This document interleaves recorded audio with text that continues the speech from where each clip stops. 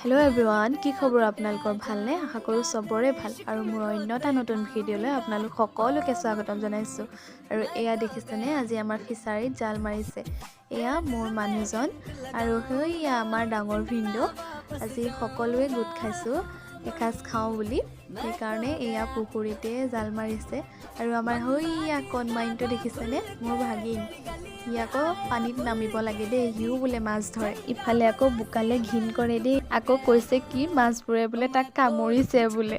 তাৰ পৰা মমায়েকে কৈছে জোতা পিন্ধি ল'বা নি বোলে। এয়া আমি সকলোৱে হাঁহিছোঁ, একেবাৰে ৰাৱণৰ দৰে হাঁহি মাৰি দিছোঁ দেই। আৰু এইফালে মই আৰু ডাঙৰ বা আমাৰ ফিছাৰী মাছ দেই।